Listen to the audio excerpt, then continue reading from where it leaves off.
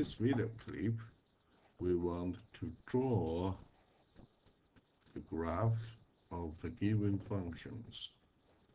This function is f of x equals 3x over x plus 3 times x minus 4. First, we need to find out the domain, as we wrote here. You know, the domain was x plus 3 times x minus 4 cannot be 0. From here, denominator cannot be 0. Okay. So then from here, what we get is x cannot be negative 3. Okay, x cannot be 4. Okay. If you plug in 4 here, 4 minus 4 is 0. If you plug in negative 3 here, negative 3 plus 3 is 0. We also mentioned that domain is all the reals except you cannot plug in negative 3 and 4. Then we said the vertical asymptotes will be what? X equals 3 negative. Let me write negative. And then x equals 4. That's basically what? 4 is here. Okay, so you can have a vertical line. We say that the graph can be as close as you want it to the x equals 4, this line. This is 5, so 4 should be here. Okay? And it never touches or it goes across this line. Okay? Another is negative 3, that's here. Okay, so there are two vertical lines. One is here, another is here. What is the x-intercept?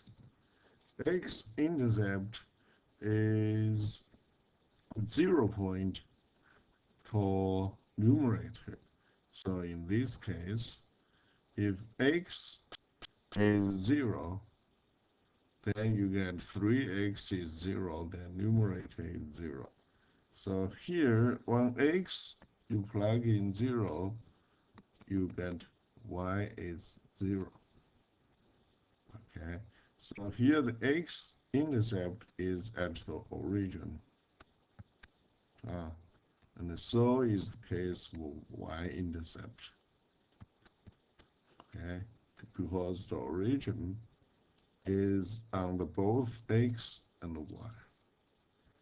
Okay, and there is no other y-intercepts because y-intercept is what? Is you plug in x is 0, you get y. Sometimes it's 0, sometimes it's not. In this case, it is. So y-intercept is 0. And also the 0 point for numerator is also 0. Okay, so that's 1, 2, 3, 4 features. Okay, then you know, horizontal asymptotes. When we discuss the vertical asymptote, let me change the color to red. When we talk about the vertical asymptote, we say that's when x is very close to 4, this f of x gets bigger, very big. When x approaches 4, and then you get f of x very big. Let me change it to make it fine.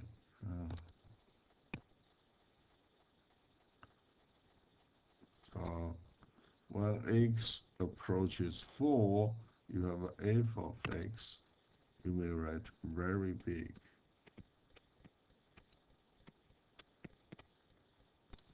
Okay, when x approaches 4. When x approaches -3 from left or from right, but it never touches x approaches -3 from left or right, you get f of x is also very big. But again, x cannot be -3.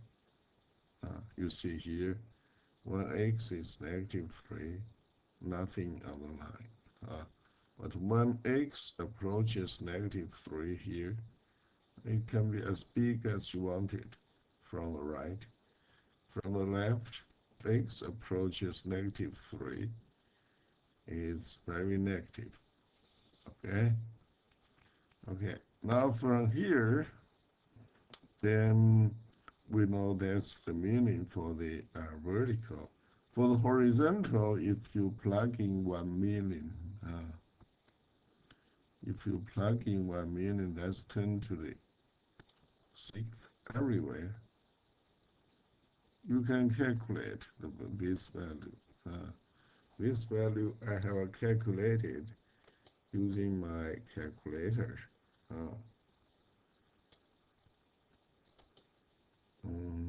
Using my calculator here,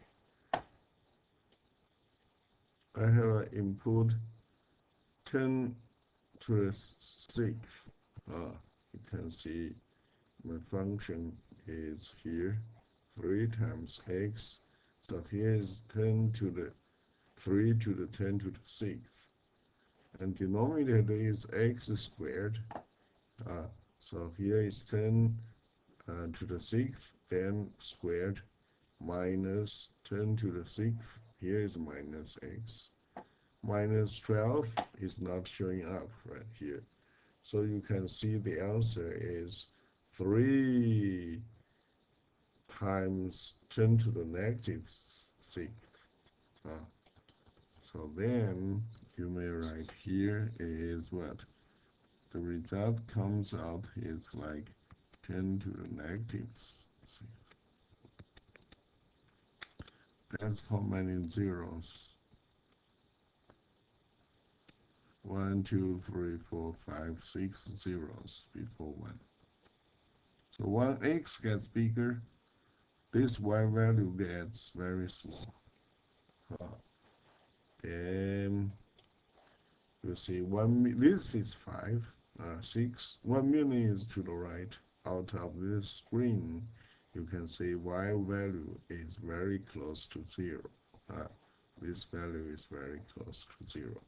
That's why we say horizontal line, this line, which is x-axis. So then horizontal asymptotes will be what? Will be y equals 0. That's the horizontal line, or that's x-axis. Okay. All right. So, and the things left is where does the function above and where does the function below? Then we will totally understand this picture because we already know the x-intercept is the point right here, 0, 0. Okay, and then we know the vertical asymptote behaves like that. Horizontal one behaves like that. Okay, so then we want to know why somewhere the graph is above and when the graph is below the x-axis. That's really, we need to start from an easy one. You know, let's look at this fact. If here is 0, here is 1, 2, 3, 4, 5. Let's say here is 4. That's this one, x minus 4. If you consider x minus 4, this factor, when x is greater than 4, then x minus 4, you agree, is positive. From this point, for example, if you plug in what value, we can say if you plug in 5 here, if you plug in 5 minus 4 is greater than 0. So of course then is positive for any value you plug in which is greater than 4. If you plug in 3, then you know 3 minus 4, everyone knows, is less than 0. Okay? That's very easy. Everyone can see this one. Now, how about if here is still 0, we have another one is -3, is this one. Then the reason would be what? Consider x minus -3. Okay, so then, you know, let me use the red color. If you plug in a number greater than -3, you get positive, for sure, right? You know, even 0 you plug in, 0 minus -3 is positive 3. Okay, and the any value you plug in right here, you might say -5, you get negative, right? And -5 plus 3 is -2. Okay, see -5 minus -3, that's -5 plus 3, which is -2 less than 0. For any value less than -3, you get negative. Greater than -3, you get positive. So when we consider x minus 4, x minus -3, things are very clear. The thing is, if we put together, then you may think there's some trouble. Actually, it's not. Actually, it's not. Look, when x is greater than 4, you may agree it's also greater than -3. So if you put those two together, when x is greater than 4,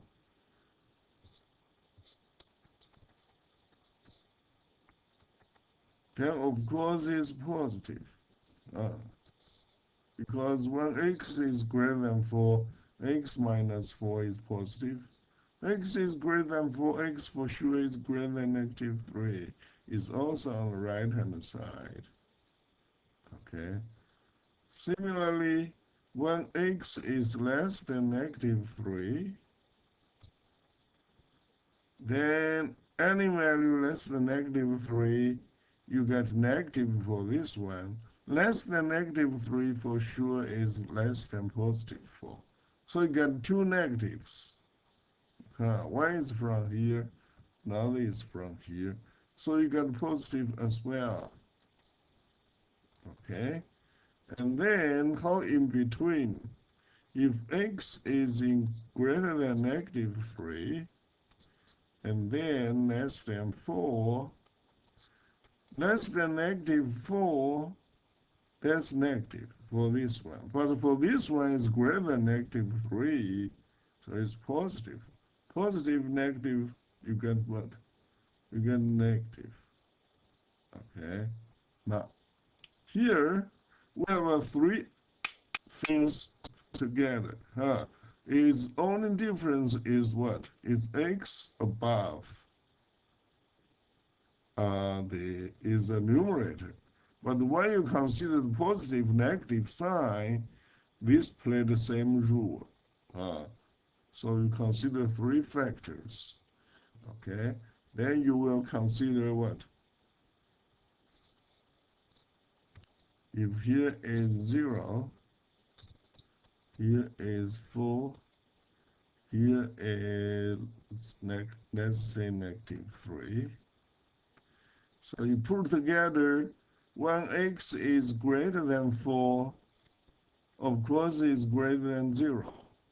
Then greater than -3. You still have a 3 positive. So you are positive. But one x in between this point, which is on the right hand side of those two, you get 2 positive. But for x minus 4, you get negative. So you have a negative here. Okay? Then similarly, here will be positive. And then here will be negative. That's why you see the picture here.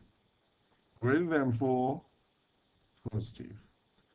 Between 0 and 4, negative. Between 0 and negative 3, positive, you see here. And then less than negative 3, negative. And because we have an asymptote here, so it goes infinitely big. And here is infinitely negative. Here is x goes big, x goes very small, let's say negative 1 million, so you'll get a value which is very close to 0. Okay, that's why the picture behaves like that. All right. Okay. So you may want to review this lecture, and then next time I will give you another example. All right. See you next time.